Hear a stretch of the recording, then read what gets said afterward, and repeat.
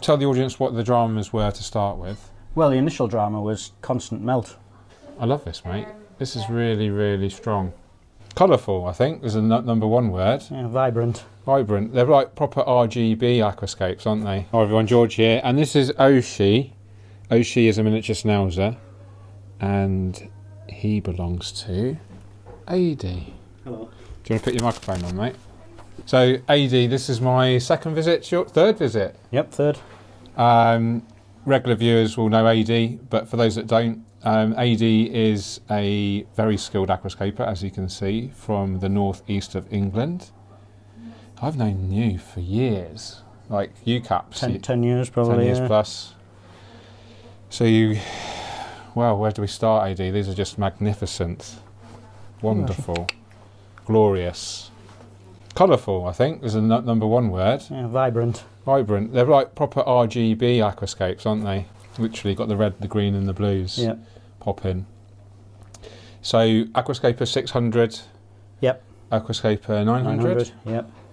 About 100 litres, about 200 litres, 50 gallons, 30 gallons or so. Let's start off with this one. So these two scapes have been featured already on my channel. Yep. So we won't go into too much detail. I will leave a link to the original vlog in the description. Can you talk us through the major developments that have occurred since that video, AD? Yeah, this tank, to be fair, hasn't changed a huge amount. The stem plant, the Rotalas, HR's filled in a lot more. It's really nice and colourful now. Trimming, yeah. It just had a trim last week, I think. And last week, and you got in the regrowth already? Or you do the topping technique? Yeah, I plant the tops in. I don't like it when they just see the cut tops. I like to have a bit of the old growth. So the topping technique, can you describe that to people that don't know what it is? Basically, I just trim the stem bush where I want the shape to be. Right. And then so that's if you look at the screen, so if you want it to trim, so you trim like this. Yeah, basically. Yeah. And then any of the cuttings on the top, I just pick out and. So the cuttings would float. Yeah. And then you get a bunch of the cuttings with your tweezers. Yeah. And then shove them in the recently cut bush. Yeah. Some of them, the long ones, will go into the substrate, but if they don't go into the substrate, they just go into the bush. And where did you learn about this technique? To be honest, I think it was on the Green Aqua channel. Yeah, that's where I knew about it. I learned about it from Tommy from Green Aqua. Yeah, yeah. I actually did a trimming video with Green Aqua at Green Aqua. Yeah, yeah. And we did it then. Yeah. It was the first I heard of it. Yeah, I think it was the big 6-foot tank. They had a big bunch of Rotala in the middle, I think, and I think that's what they did there when they trimmed that. Yeah. See, I'd never heard of it before. You may be able to see these tiny little bubbles flying around. What are they, AD? That's carbon dioxide, CO2. Why do we have that in here? It's the main food for aquatic plants. Well, plants all aquatic and non-aquatic plants. Yeah, carbon-based life forms. Yeah. But we were talking about this earlier. You like to run high oxygen levels as well, don't you? So you run a surface skimmer? Yeah, surface skimmer on all the tanks, and a little bit of surface agitation. There's a bit more surface agitation on that one. Yeah. But always have skimmers on. Keeps the surface clear and allows for better gas exchange. Yeah. A top tip from me with regard to surface skimming, I've always noticed when I've had like wood or plants protruding from the surface, I never get surface build-up. I always have it. It doesn't matter what I do. I just really, even with protruding wood and stuff. I don't know whether it's just an environmental factor because of how we live or something. I don't know, but we always seem to get it. So how much? These are immaculate, I have to say. Are they always this immaculate, or have you done it deliberately because you knew? No, I always try and keep them like this. You are attention to detail. Yeah, yeah. Because your job actually. Well, makes a lot of attention to detail. Yeah, what do you do? Repairing cars, basically. Yeah. Accident damage and so every process you do is only as good as the process before. So you just got to keep things. Yeah. Keep and you can apply that technique with aquascaping. Yeah, yeah. To be fair, that tank there's it's since its initial massive diatom bloom, it's ran pretty clean throughout the whole time I've had it. I mean, the rocks, I don't clean the rocks. Really? No. And you don't have snails in there? There is, there's some little hornite, cliff-on snails. Yeah, there's my favourite actually. There's 6 of them in there. Yeah, let's just get that on focus. There it is. The Mino shrimp, of course. Yeah. there's not too many shrimp in there. I think there's about 6 to 8 Amano shrimp, and then a small group of raccoon tigers and one lonely blue shrimp. He's not a high grade one or anything, but he's gone almost black. Yeah, interesting. But yeah. I saw a recent post from Chris Lukaup, you know Chris, Shrimp King, or ex-Shrimp King, used to work for Denelay. Yeah. He really interesting post about planaria. You've heard of planaria? Oh yeah, changing colour with what shrimp they eat. Yeah. So I thought so they eat baby shrimp. Yep. And they were changing colour according to the colour of the shrimp they've been eating. Yeah. And I also find with Amano shrimp, they tend to take on the colour of the food that they're eating as well. Because sometimes you get more orangey ones. Yeah, the Amano shrimp in my tank have a bit of a reddish to them because of the beef heart. Yeah. This is a really interesting hardscape, AD. What's this rock called? Wild rhino stone. Wild rhino stone. Yeah. Interesting. It doesn't really follow any true format, that tank, really, with just 2 main rocks, but it doesn't matter, mate. It looks great, and I think this is a really good example of, you know, rules aren't there to be absolutely followed, are they? You know, you can break the rules. There are no rules. When it was first scaped and the plants weren't growing over the rocks, this group of rocks here, the smaller ones, was supposed to add a little bit more weight to this side in exchange of a bigger rock. I don't think you need any more rocks. And how long do you anticipate running this scape for in the longer term? It's probably been up 6 months now. I don't have any plans to take this one down currently. Bonsai tree Lego confirmed. Sorry, carry on, mate. Yeah, I don't have any plans to tear it down currently. No, you happy with it, keeping it running? Yeah, I mean, people say that iwagumis are a bit samey and uninteresting, but I kind of depends on the plant choice, I think. I just value the aesthetic of it, and keeping it looking similar is part of the joy, part of the process, but you enjoy that part of it. Interesting. I love it, mate. Let's just talk about the equipment quickly for those that are interested. Twin Star 600E. Yep. Glass filter inlet and outlet. Yep. Freeval G filter. It's actually a G3 in a G6 casing, just to get a bit more biomedia. Yeah, we have talked at length all about the equipment in the previous vlog, so I do recommend people check that out.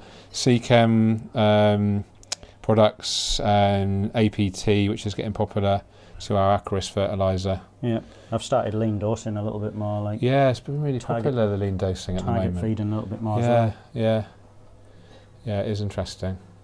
Okay, this is beautiful. This is Lush. This reminds me a little bit of a, dare I say, Dutch? Because you've got real like neat forms of stems. It isn't Dutch, of course. It's an iwagumi, but and you don't have lots of different species. Sorry, fishies. You don't have lots of different species, but you've got the neat kind of formal groups, which is really interesting in an iwagumi. It's a bit too full at the minute, but I'm reluctant to trim it too much because I am going to rescape this one next month, I think. Oh yeah? Yeah. And you're a good customer of Horizon, where we've just come from? Yep. Love it. And we actually did an iwagumi, Nicole and I, today. That's epic. Which I'm really happy with. It's got a lot of different plant species which I wouldn't usually use in an iwagumi, so I'm excited to see how those develop. Let's talk about some of the plants. So we've got the Philanthus fluitans. This is a red root floater. Yep. Beautiful plant, Tropica 1-2 grow. I think the really interesting plant here, which most people catches most people's eye, is the Hygrophila lancea araguayi. You had real dramas with this. I did to start with, yeah. The whole tank, it's been so drama-filled. Unstable. Yeah. Do you have any theories of the cause, or is it multiple reasons all combining, do you think? Honestly, I can't pinpoint it to anything, to be honest. So tell the audience what the dramas were to start with. Well, the initial drama was constant melt. All the plants disintegrating. Yeah. I mean, the Monte Carlo, the Araguaia, even the Rotala bonsai melted to start with. So the Tenellum's always been okay. And so this is the Rotala bonsai. So you're having real issues with this, weren't you? Yeah. And then the Hygrophila, you were having that was the worst one, yeah. I had to Monte Carlo, is that? Yeah, that did melt initially, but then that came back without having to replant. It looks amazing. This is some of the most healthy Monte Carlo I've ever seen. Yeah, well, last time you were around, it wasn't. No, it wasn't. No, the whole tank wasn't. It was green spot algae and a lot of BBA. Here's my new friend. Hello. Yeah, there was a lot of green spot algae last time. Yeah. And generally wasn't so healthy. And so what did you change? The dosing. Really? Basically, yeah. Dare I ask what you were dosing originally? No. Was it Tropica? It was, yeah. I don't think it would have mattered what fertiliser it was. Yeah. It was a complete fertiliser all in one. I was massively overdosing as well. Okay. And I don't know what the balance is or why it is, but since I started dosing the APT1, which is just it's minus nitrogen and phosphorus, it seemed to come on a lot better. It wasn't stable because I was trying to search what the problem was, so the lighting was up and down and things like that as well. Yeah. From time to time. So I do add phosphate in as well though. Once I got the green spot algae, I started dosing phosphate separately. Right. Oh, so interesting. the only thing I'm not dosing really is nitrogen. Interesting. In there. Yeah, there will be some nitrogen in the soil. Which maybe explains why the hygrophilus a bit redder than... Yeah, because there is anecdotal evidence that suggests limiting nitrogen induces more red pigmentation. Because the lighting intensity hasn't changed in a long time, yeah, but the plant's gone a lot redder. Interesting. And this is a really important topic, really, is the kind of troubleshooting techniques that we can apply in aquascaping, because and I made mistakes myself with this. I will change so many different elements at the same time, and then you lose track of which one made the difference. That's what I was guilty in the early days with this. I was doing extra water changes, I was up and down the light, I was changing the fertiliser dosing, the amounts of fertiliser, and But now you've dialed it in and it seems okay. Yeah, it might have just been a stabilisation thing, and I think a lot's got to be said for probably substrate as well. Yeah. When they settle and they get the sort of... They've got the balance right between releasing nutrients and taking nutrients in. Yeah. And that can a whole biological balance as well. And we're dealing with a constantly evolving ecosystem. You know, the plants are growing every day. They're taking in more nutrients or less nutrients. You know, the fish are producing more or less waste. The fish are growing. You know, the soil's kind of slowly kind of releasing stuff. The rocks, the hardscape might be leaching stuff that you don't know about. You know, you've got airborne particles that might be getting in here from aerosol. You know, there are literally infinite variables to take into account, and I think the only thing we can really do as an aquascaper is observe, you know, with kind of objectivity, and then ideally, you know, change one thing at a time, re-observe, make changes as necessary. Yeah. But I think allow each one at least a good few weeks, like 2 to 3 weeks. Yes. To see, especially with fertilisation. Yeah, and let's face it, you know, we need patience, and that's something that's lacking a lot these days. But I think, you know, what you've done with your kind of tenacity and your resilience to overcome the issues, because I think you wouldn't mind admitting that you really struggled, and you actually struggled with your own kind of motivation. Is that fair? I did, yeah. It affected my motivation for that tank when I set it up. Yeah. I lost motivation with both of them because I didn't want to do the maintenance on this one because I was so frustrated with it, and then that one got massive diatoms, and then all of a sudden I just decided the only way to do it was to knuckle down basically. So that got a big clean up, and then basically since then that one just got better, and that one's been it's been like pretty much a dream tank since then. Yeah. I've had no and so issues. I think the lesson there is just keep at it. Definitely. Just keep putting the work in, and eventually you'll see a positive change. Yeah. And once that positive change has started to occur, it generally things start getting quickly much better, don't they? I find in aquascaping anyway. But I think that's proportional to the type of system you have. So, you know, you have fairly high energy systems here with, you know, quite strong lighting, CO2 injection, liquid fertilizer, soil, high circulation. This promotes, you know, quite fast, healthy plant growth. So any changes that happen in a high energy system tend to happen more quickly. So in a lower energy system, you know, low tech, no CO2, you'd have to potentially wait a lot more time to see any changes that you know, the impact of the changes that you make. Definitely, yeah. So yeah, it's really interesting. I don't know which one I prefer. Do you have a favourite? Me? Yeah. I prefer that one. The left-hand one? Currently I do, yeah. Is that to do with the trimming state, or is I think so, yeah. I've never like obviously growing stem plants like Rotalas, and now that it's taken a while because I don't actually run my lighting too high. Right. That one's only on 85% maximum, and that's only for 2 hours of the day, and it's only on a 7-hour photo period, so the lighting's not really. So it's only on for 2 hours of the day. At that intensity. Oh, okay. Yeah, 7 hours. So it ramps up. Period, yeah. So it gets up to about 40%. 40-50% for most of it, and then. And then how do you change the percentage? Is that on a time? Is that on a device? It's just on the inline timer. Okay. And controller there. And you can ramp up, ramp down. Yeah. Yeah, like your photo period. Yeah. All that good stuff. That's awesome. Yeah, and that one's only on 75%, or up to a maximum of 75%. Sorry. Yeah. Again, on a 7-hour photo period.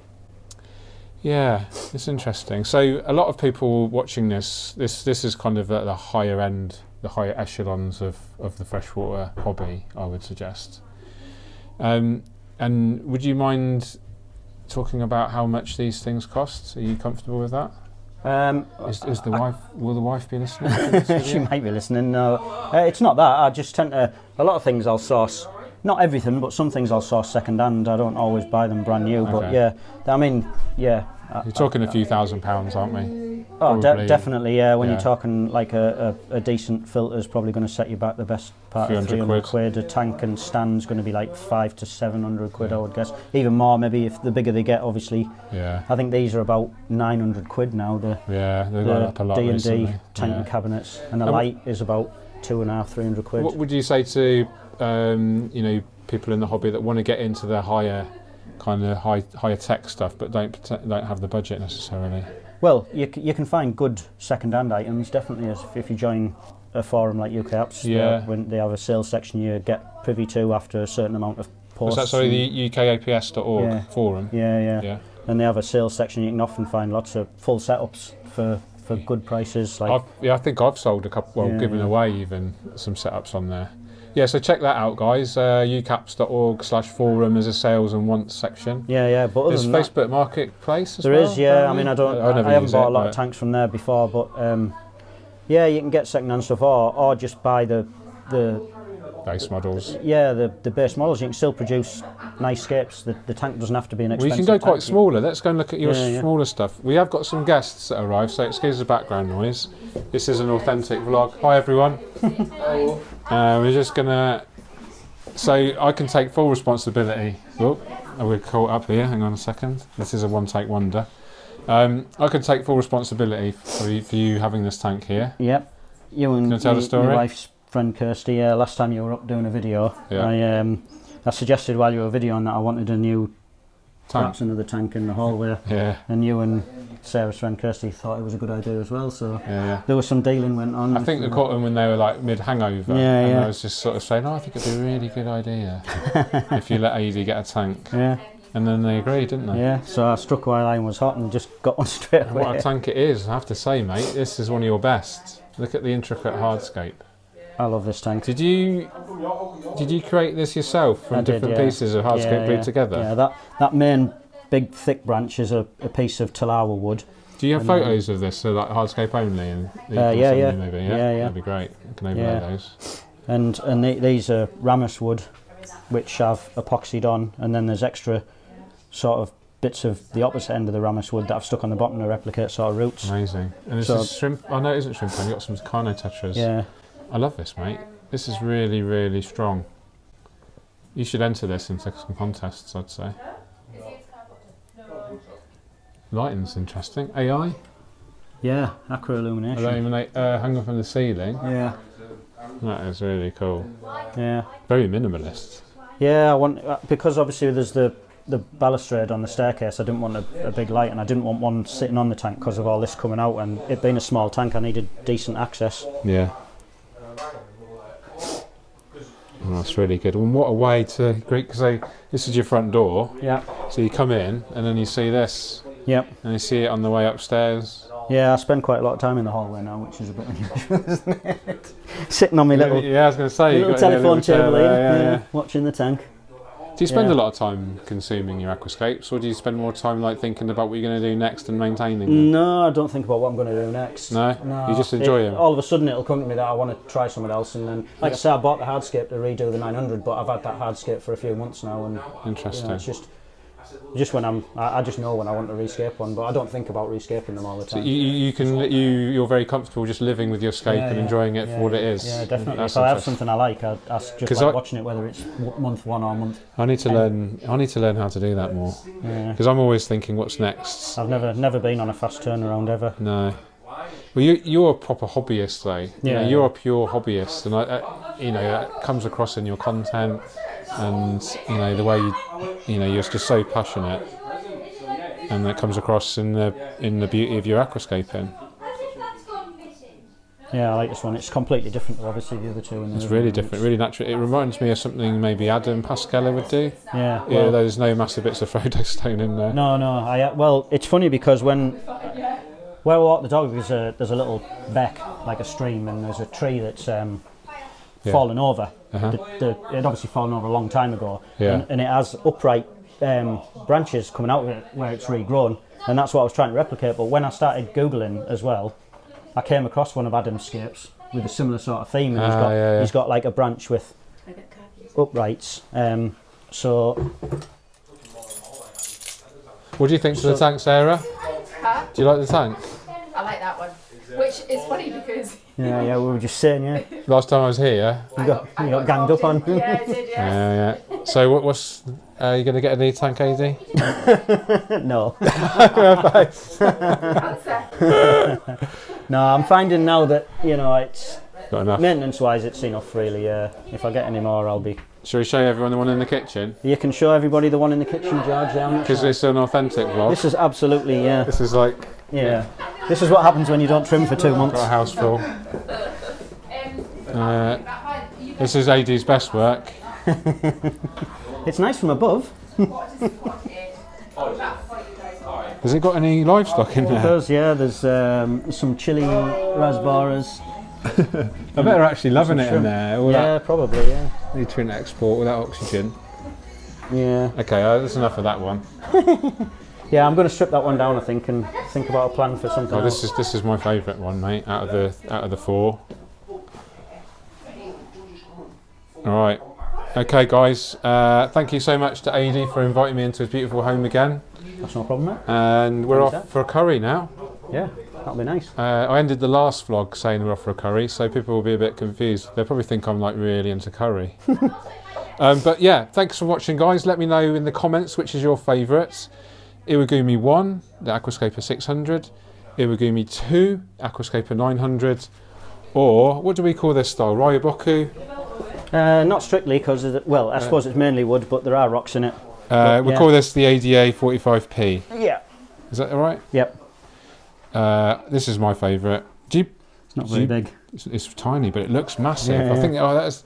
So yeah, I mean that's worth talking about in more detail, and the shrimp as well. Look at these beauties here. Anyway, we're digressing. So ADA 45P, Aquascaper 600, Aquascaper 900. Let us know in the comments which is your favourite. You take care. Thanks, AD. No problem, George. Keep on scaping. Cheerio. Cheerio. Curry time.